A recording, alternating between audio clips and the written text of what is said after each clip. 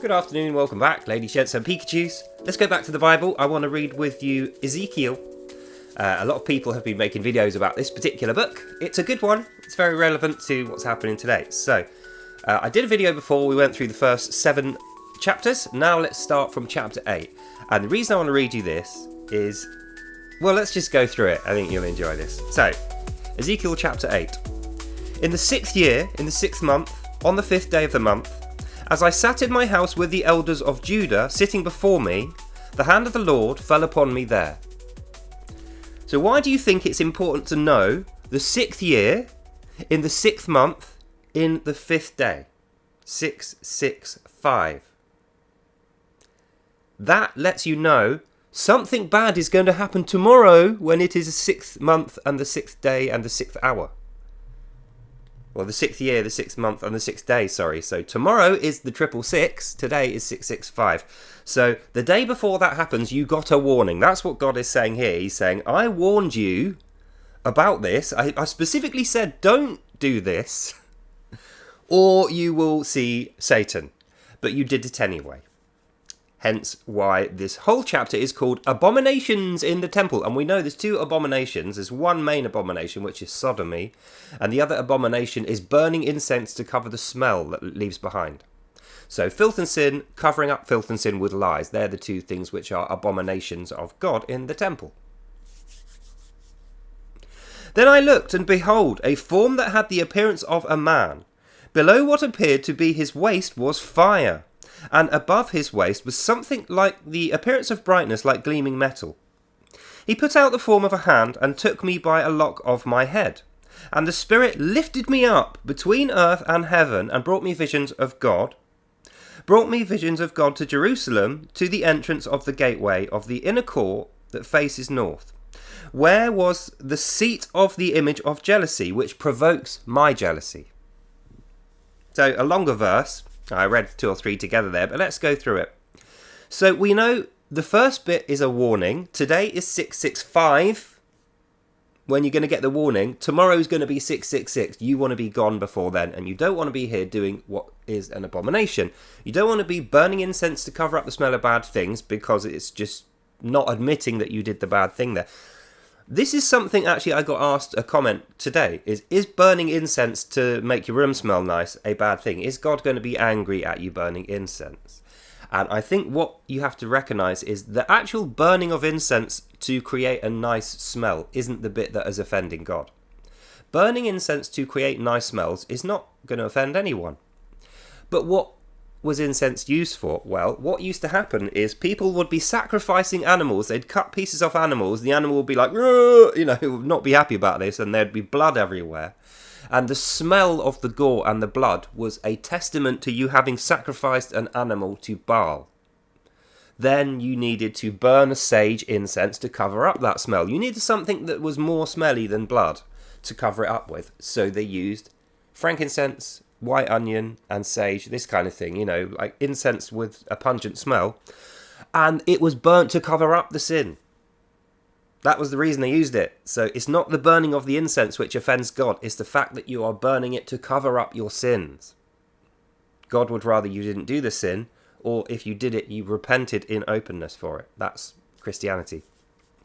So we return to the text. Below what appeared to be his waist was fire, and above his waist was something like the appearance of brightness, like gleaming metal. So he's saying, a man appeared to me. Below him was like metal, so he was wearing armour. Above him appeared to be fire, so he was bright. He put out the form of a hand and took me by a lock of my head. So the guy who looks like an angry angel has literally grabbed him by the head and dragged him. The Spirit lifted me up between earth and heaven and brought me in visions of God to Jerusalem, to the entrance of the gateway of the inner court that faces north. In Jerusalem, the way that their courthouses were facing told you what that court was for. So, the south-facing court was for good things. The north-facing court was for bad things. East and west were for social things, prayers and cursing and stuff like that. You'd go to a different courtroom. So if you're brought to the entrance of the northern court, that's like you have done something terrible. You're going to be judged harshly, and it's because you've done something bad. You're not going to get away with it at this point. An angel has appeared, dragged you by the hair because you didn't go willingly. When he appeared to you, he was in armour. He was wearing the armour of God, so it means you can't defend yourself, and he was aflame. He was angry. God's judgment is upon you if this is happening to you. And now you've been dragged before the courts of Jerusalem. The judges of humanity are going to judge you. So it's like you've done something bad against God, but you've also sinned against men. That's why the angel is dragging you to the court, so you can be judged in front of men, so the men can get justice now. Then you will get justice from God later, so it's really bad. Where was the seat of the image of jealousy, which provokes to jealousy? So the thing you have done is prideful. That's why it's saying it provokes jealousy, because you've gone, I'm so great and powerful. Everyone else wishes they were like me. And other guys have been brought to jealousy and sin through looking at you. They've gone, well, maybe I do want to be like that. No, you don't. You want to be like this guy. That's what the jealousy is. And the reason it's provoking others to jealousy is because it's like a disease. If one person is vainglory and prideful, and he boasts, his friends will become boastful because they want to keep up with their guy. Whereas if you're humble, you make humility with your friends. That's what we should be doing. And behold, the glory of God of Israel was there, like the vision that I saw in the valley. The vision that Ezekiel saw in the valley was God appearing on the Mountain of Olives after having been attacked through the mountain from Syria, from the deserts of Syria, in a big dust cloud full of lightning and the sound of many waters. That happened. Something came. Four creatures came. They were attacking Jerusalem, and they fired lots and lots of flashing arrows. God broke the flashing arrows in the air, brought them up into the air, and exploded them in the air like a big burning crystal. That's what happened in his first vision. Now, you can interpret that many different ways. I interpret that in a physical way, and the timing that was given was specific to next March, according to me. That's the vision we're talking about. If you want to see that vision, go and watch my Ezekiel video from before, my last one. Then he said to me, the angel with the armour, the burning angel, said to the guy who he literally yanked him up by the hair and then walked him up to the court and dumped him on the ground in front of the courtroom for judgment. Then he, the angel, said to me, Son of man, lift up your eyes now towards the north. So you're in front of the northern gate of the courtroom. Look at the court. That's what the angel is saying. He's saying, look at the judges. This is some seriously... he's in trouble here, isn't he? Son of man, lift up your eyes now towards the north. And so I lifted up my eyes towards the north, and behold, north of the altar gate in the entrance was this image of jealousy. And he said to me, Son of man, do you see what they are doing, the great abominations that the house of Israel are committing here, to drive me far from my sanctuary? But you will see greater abominations still. Oh, this is just getting worse and worse, isn't it? So the guy's dragged before the court. Not only is he going to be judged by the court, the angel has said, those judges are an abomination just as you are. Look how arrogant they are. They think they can judge as highly as God. And you're going to have to go and be judged by them. But then he even says, they're committing a worse sin than you are. You're all big sinners. So the angel is saying, you and those guys, this whole place stinks with filth and sin. This whole place is full of abomination. And nobody has the guts to stand up for God and say this is wrong. Nobody is testifying the true gospel. And he brought me to the entrance of the court, and when I looked, behold, there was a hole in the wall. So he spotted a big hole in the wall. Now, why would a hole in the wall of a courtroom be important? The angel is saying to the man, when you're in there being unfairly judged by these arrogant abominations who are just as bad as you are, you will be able to escape. There will be a method of escape. You will be able to get out because there's a big hole in the wall that they haven't spotted. That's what it's saying. It's not saying the hole and the wall is important. The wall is symbolic of judgment that you can't get through. God has presented a hole for you to escape through. So now he's going to tell you how that happens. Son of man, dig in the wall. So I dug in the wall, and behold, there was an entrance. And he said to me, go in, Go in and see the vile abominations that they are committing in there. So I went in and I saw. And there all around, engraved on the wall, was every form of creeping thing and loathsome beasts, and all of the idols of the house of Israel. And he said to me, go in and see the vile abominations they are committing. So he's saying, fine, you think men are so great and you want to ignore the judgments of God, go and be judged by these humans. Go on, in you go. Go into the northern court, be judged for the things that you've done, see them throw you in jail and throw away the key and condemn you to being a sinful, horrible abomination yourself, while they sit there with their silly wigs on, pretending that they have the judgment of God. Go and see that for yourself. Then when you come out, dig the hole bigger. When you escape through the hole, don't just run away to the hills, dig the hole bigger, so that your fellow brothers can see this is not the right way to do judgment. All of you need to escape from human judgment and come before God's judgment, which is fair. Then you will learn something. You won't just be running away in fear. And he said to me, go in and see the vile abominations they are committing here. So I went in and I saw. And there, engraved on the wall all around, was every form of creeping things and loathsome beasts. So the inscriptions on the wall, the inscriptions on the wall of the court would have been like Pharaoh's tomb. They would have had pictograms of things happening and lots of inscriptions all the way around the courtroom, which were reminiscent of the human law. You know, there would have been pictures of people being beaten up, murdered, and thieves and stuff like that on the wall to remind people in the court that was what they were there for. They were there for judgment. But the reason why the angel is pointing to these as a bad thing is because they didn't have this inscribed. So the angel is saying, what is the point in all these inscriptions on the wall? What is the point in all this human judgment when you are judging people so harshly on these little details which are irrelevant, but you're not doing this judgment? You're actually forgetting, after you've done your whole human arrogant judgment bit, this is the judgment that you need to be applying. Nobody is going to find righteous through beetles and, lions eating each other on the walls of your courtroom. This is the way they're going to find judgment, and you haven't even got that. So the angel's pretty mad, and he's saying, you're bad, they're bad, this whole place is bad, even the courtroom is bad, this place needs to go before God. Start again, effectively. And before them stood 70 men of the elders of the house of Israel, with Jazaniah the son of Shaphan standing amongst them. Each had his censer in his hand. Censer is like it's like a portfolio of a person's life. So, when you do a census, that's when you count everyone. And you know how many people you've got. You've got this many soldiers, you've got this many wives, you've got this many sons, you've got this many daughters. That's a census. A censor is the piece of paper that you do one person. So you censor one person's life, and the census is all the censors put together. So censor in my hand means I am humanly judging you. I'm writing down the details of you. I'm judging you.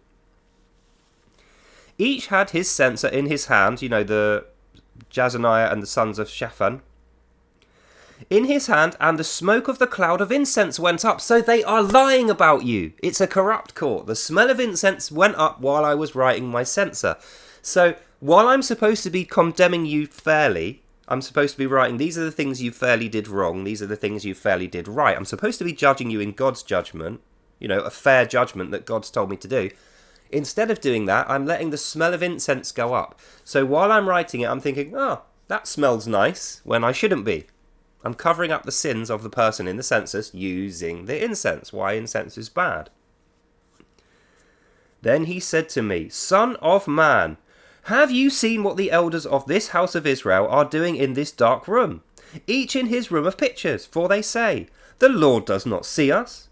The Lord has forsaken this land. That's a dangerous thing to think. So, then the angel said to me, Son of man, have you seen what the elders of the house of Israel are doing in this little darkened room? Like he's saying, have you seen what these guys in here are doing? Even though they think they're judges, I've appointed these guys to be judges, is what God said. I gave these guys the authority they have. Have you seen what they're doing? Have you seen the disgusting filth these guys are administrating on people? They are horrible, disgusting abominations of God, and they're going to be punished. The Lord does not see us. The Lord has forsaken this land, is what the judges think. So the judges are sat there mediating the authority of God. They are literally sat there with the Bible going, in God we trust, and I'm going to judge you under God's authority. But then they are saying, God's not going to catch me out. I can judge fairly or unfairly. It's up to me. God is not here. He's not going to catch me. God is the reason I'm punishing you. But I'm going to get away with it. So it's a double standard. He's not practicing what he preaches, this judge. And that's the reason the angel has said to the man, these guys are hypocrites. It's the biggest insult you could ever give. And it's coming from an angel. So the angel has said to the man, you might be bad because you're an abomination, but the reason I'm going to let you escape through this hole is because these judges have been teaching you, and it's their fault. They're the big hypocrites. They have misled you. And for that reason, you'll get a small punishment, then you'll be able to scurry away through the hole and dig it bigger for your brothers so you can show mercy to your brothers. These hypocrites, they are for the chop. And they're being treated more harshly than you because they are proclaiming themselves as holy men and teachers. You were following them, and they led you to sin. So while you will get forgiven for this, the teachers will not be. And there's a lesson here for anyone such as myself who makes YouTube videos and proclaims gospel teachings. This is telling you, while the people you mislead will be forgiven because it wasn't their fault, God's angel is going to grab you by the hair and throw you down in front of the courtroom, and you will be judged by men and by God. And you will not be getting away with it, because misleading your brothers is one of the biggest abominations of sin you can ever get. Then smelling incense to cover it up makes it even worse, and you are just making it worse for yourself. So don't be a false teacher. No names mentioned. Something I watched yesterday was absolutely terrible. One of the worst videos I've ever seen on this platform for false teachings. God is saying, the people you mislead will be forgiven, but not you. So keep that in mind, false teachers. Then he brought me to the entrance of the north gate of the house of the Lord, and behold, there sat woman weeping for Tammuz. So, Tammuz is a previous pagan god. Tammuz is the son of the Holy Virgin, as far as I believe, and the Holy Celestial Virgin is like synonymous with Venus these days. I think she used to be called Ashtaroth, or Ishtar, something like that. So Tammuz is the holy child that the false god has. The false Christ is called Tammuz. That's why he's getting a mention. There sat women weeping for Tammuz outside of the house of the Lord. Then he said to me, have you seen this, O son of man? You will see even greater abominations, even than this women weeping outside of the church for a false Jesus. Saying, oh, it's so sad the false Jesus has been banished. When the false Jesus is the reason for sin. The false Jesus equals Satan in this parable. So even though you have women weeping outside of a church for demons, you're going to see even worse things than this. So what we know is the angel is taking this man through the levels of sin. He's saying, right, this is the first level of sin, you doing your sin and trying to get away with it. This is the second level of sin, the courtroom full of hypocrites and liars. Then this is the third level, the hypocrites and liars have no faith. Then this is the next level, their wives and children sat outside weeping for your judgments, and they're weeping to demons, they're praying to demons. What is going to be worse than that? What's going to be the ultimate level of sin? Let's find out. And he brought me into the inner court of the house of the Lord, and behold, at the entrance to the temple of the Lord, between the porch and the altar, so between the doorway entrance, where you go in and you take your shoes off and you bow, and the altar where you completely prostrate, that's the part when you're interfacing with God. When you get to the altar, you put your head on the floor and you are just bowing, like you don't even look up, you're in complete prostration to God at that point. As he brought me into the inner court of the house of the Lord, the Holy of Holies, if you like, of that courtroom, and behold, at the entrance of there, between the porch and the altar, were about 20 men with their backs to the temple of the Lord, and their faces towards the east. So they are right in front of the temple of God's altar. They are not prostrating. They are not thinking about God. They're looking over here towards the temple of Baal. That's where the temple of Baal is, towards the east. So not only are they stood up in front of God's judgment, they're ignoring him, looking the other way, and they're looking towards demons. This just gets worse, isn't it? I hate to think what the judgment would have been if the angel had not given him this mercy. That's what's happening here. The angel has turned up with the full armour, the burning, anger, grabbed the guy by the hair, thrown him down in front of the courtroom, and he's now telling him off. He's saying, right, this is not on. This is totally out of order. You are disgusting and sinful. God has warned you. You've been given the scripture. You know not to do this. You know not to do this, but yet you continue. And guess what's going to happen to you? You are going to be judged by these sinful, horrible hypocrites, and they are going to throw you to the lions. These guys are going to be judged as well. Who's going to judge them? It's going to be God. How is God going to judge them? Well, by way of their families crying outside for demons. So they're going to go home to a nest of sin, and it's going to get worse for them. That's where we are up to. And that's how the angel is talking. He's shouting, remonstrating against this man because mercy has failed. So now he's giving him justice. And if he doesn't listen, this guy will be damned. Then he said to me, have you seen this, O son of man? Is it too light a thing for the house of Judah to commit the abominations that they commit here? That they should fill the land with violence and provoke me further to anger. Behold, they put their branch to their nose. The branch of incense is what he's talking about there. So this is the last bit. This makes sense of this whole chapter.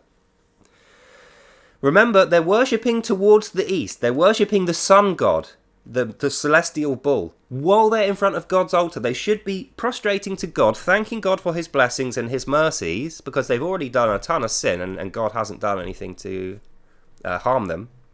He's been merciful. While they're there, they're looking towards the east, praying to Baal. And that's the worst sin they can do. They've done all these other sins. They've escaped from their punishment of humans, from the sinful judges, with all the stuff on the wall. The stink of incense is covering up the sacrificial blood of the stuff they shouldn't have sacrificed.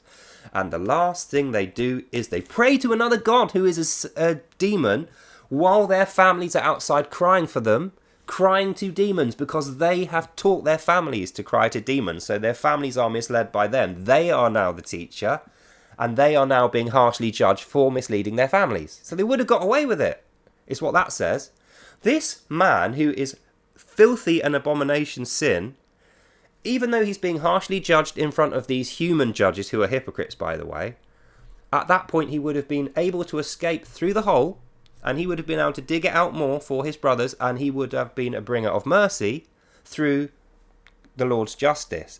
But because the people outside crying for him are crying to Satan, they're crying to demons outside of the Lord's temple, that lets the Lord know, you have taught your family to worship demons.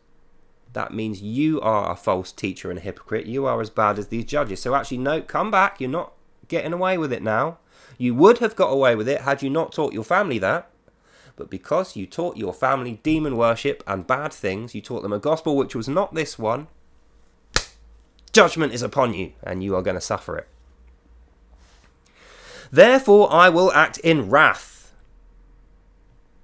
My eyes will not spare, nor will they have pity for you, and though they cry in my ears with a loud voice, I will not hear them. Wow, so God is saying, I was going to be nice and merciful to you. No, you're going to see wrath. There will be no mercy. So that's the end of the reading of Ezekiel 8. And I think we need to keep in mind, Ezekiel, he started off as a kind of slave. You know, he was taken captive at the end of the Babylonian invasion, but they didn't kill him because he was a holy man and he was a poet and an artist, so they kept him. He continued to prophesy for God. He would never prophesy for Baal. He would never bow to the foreign king's gods, and that's why they kept him as a slave, but he was never harmed by them. So God's mercy was with him, even in a foreign land. And when that foreign land came to war and desolation itself, Ezekiel was the one offering God's mercy to those heathens and sinners. And that's what this parable is telling you.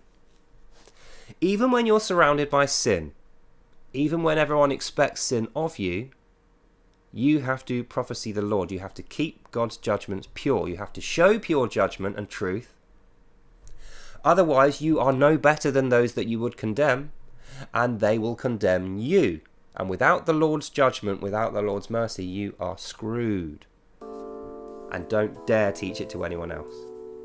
Don't you dare.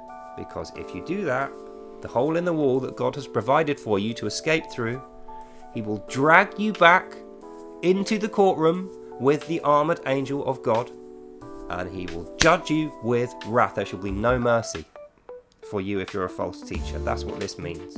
So, that was a good, powerful one. I haven't done that for a while. So that's the end of this video. I hope you enjoyed that and you learned something. God bless you all, and I'll see you lovely people in the next one. Bye now. And the main things to remember are the incense that was being burnt is the lies that we tell to cover up our own sins. And the biggest sin that we can ever commit is to mislead our brothers using the name of God when we have no faith in it ourselves. So that's the end of this video. God bless you all, and I'll see you next time. Bye.